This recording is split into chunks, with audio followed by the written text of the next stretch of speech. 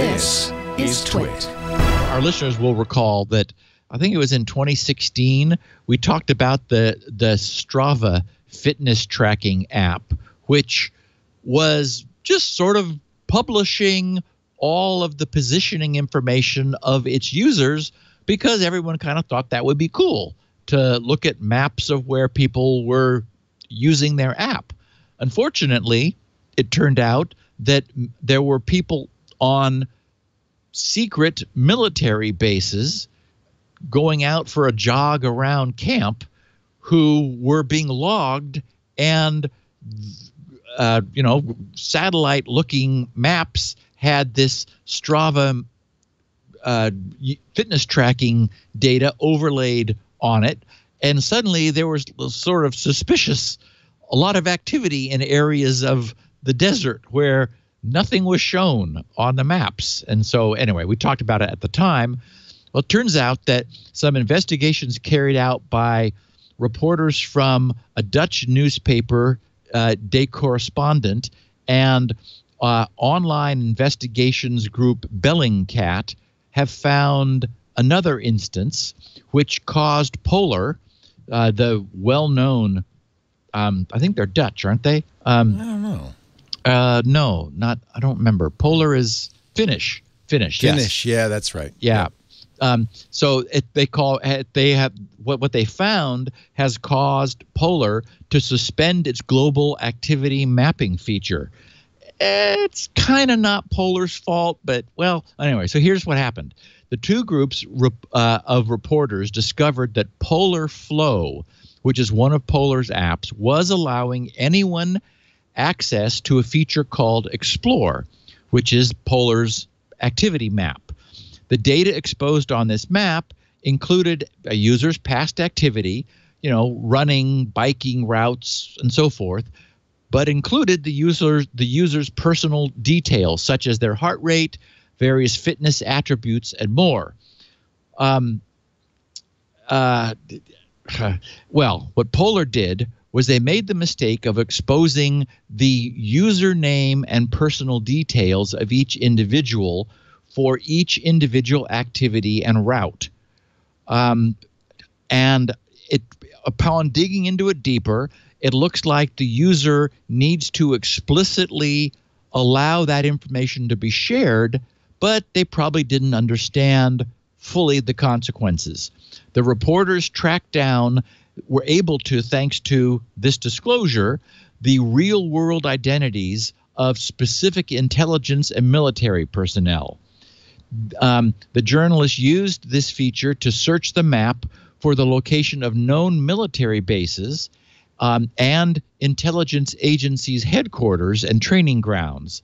They were then able to identify the people who reported fitness activity history at those locations.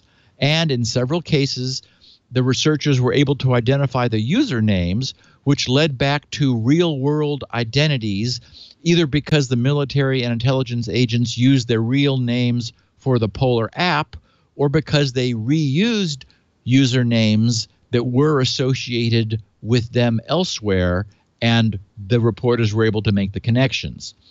And also in some cases, the same routes which they ran while jogging on base also contained the jogging and biking routes in other locations for the same person, which then allowed that linkage, exposing what looked like their user's home address. So again, in response to these revelations, Polar immediately shut down the global activity mapping feature, but they then did seek to clarify that this Polar Flow app does not expose the user's activity and username by default. Polar said that these details are shared only based on an opt-in system, and the data exposed via its activity map had to be willingly shared only by, or had to be and was being shared only by some of its users, with the majority of their users' data remaining private.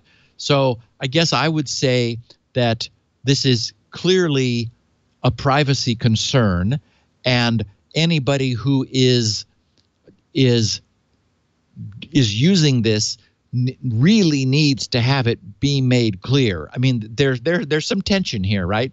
Polar, much like Strava, wants to brag about how many people are using their stuff. It's people all over the world. Look at how busy everybody is getting fit and healthy. The flip side is, I mean, it is an information disclosure. And so people, I think, who are saying, yes, I want to, others to be able to see my little red lines where I'm running and or my username and other data, I want to share that, really need to be made aware of the downside consequences from a privacy standpoint. Yeah, I don't think you can blame Polar Flow for that. I mean, maybe it's good for Polar to show how many people use their app, but that's the point of it. And Apple does the same thing with their activity rings. You can share it with other people, and then you compete with them, and so forth.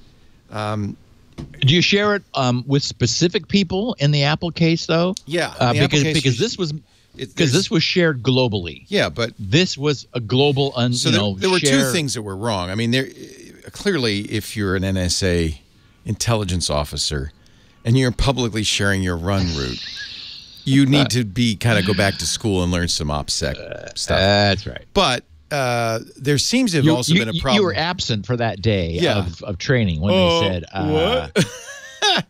But I mean, it's actually not a surprise. There's a lot of military folks in great shape, and so they're exercising. So clearly they're at fault for making it public. The problem really also was there was an API that was exposing this, and they used sequential index numbers for customers, so you could just query the API and get this information, and that's clearly Polar's fault. That's a poor design from an anonymizing standpoint. Yeah. But I mean, there's lots of apps that Runkeeper does this too, where you share your run, and people like to do that, and they like to They probably shouldn't be doing it if they're in a secret location. Probably not if your location should not be disclosed. Yeah, especially since this whole thing came up already, and you'd think exactly. 2 years ago, it made the out. news, and it couldn't have been even any more specific. It was a running program. It was exactly the same.